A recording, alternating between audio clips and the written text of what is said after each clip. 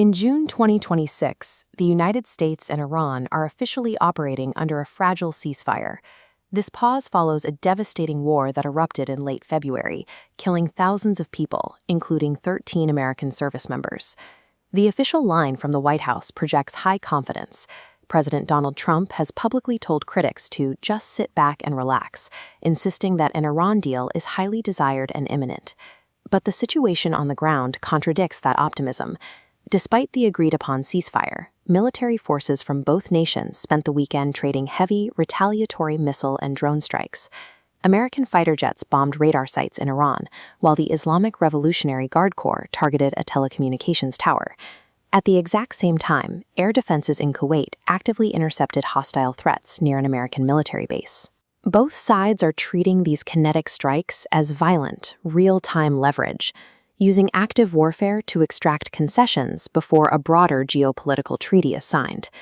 The recent violence has been heavily concentrated along Iran's coastal territories and surrounding islands, specifically areas like Kesh in the Hormozgan province. The weekend's quiet broke when Iranian forces successfully shot down an American MQ-1 drone operating over international waters. U.S. Central Command authorized immediate retaliatory strikes.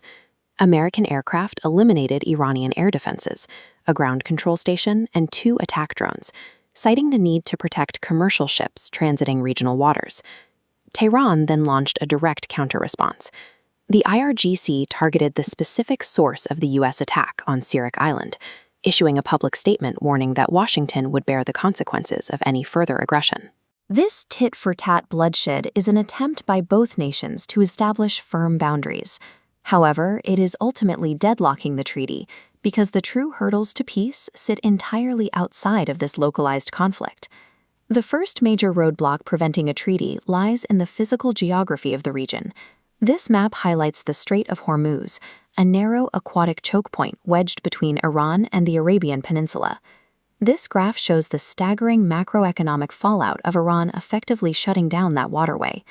Before the war, a fifth of the world's oil supply passed through this single strait, and its closure has caused a sharp spike in global energy prices.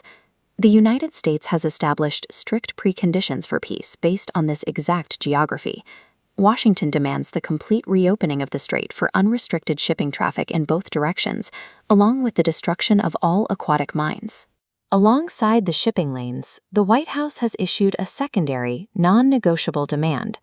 Iran must permanently abandon any ambitions of developing a nuclear weapon. Tehran has firmly rejected these terms, accusing the American negotiating team of stalling the peace talks with excessive maximalist demands. A localized peace agreement is effectively being held hostage by global economic leverage and nuclear ultimatums, leaving the U.S.-Iran treaty firmly gridlocked. The diplomatic process is further tangled by a second geographic front. Ongoing Israeli military operations in Lebanon are directly bleeding into the U.S.-Iran negotiations.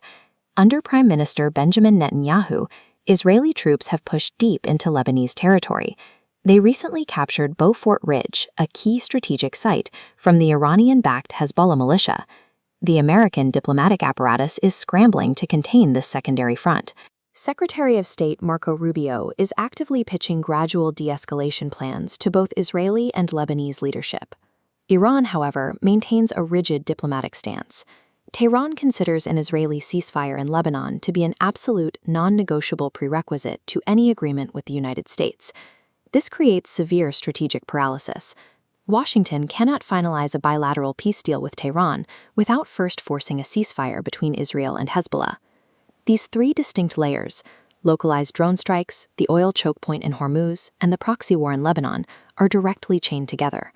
This dependency map shows why a simple bilateral treaty is currently out of reach, requiring simultaneous resolution across all fronts. Back-channel messages continue to flow between Washington and Tehran, but the negotiations remain entirely fruitless.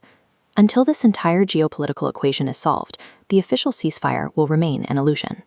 Global economic stability will continue to hang on the outcome of every single drone strike in the Middle East.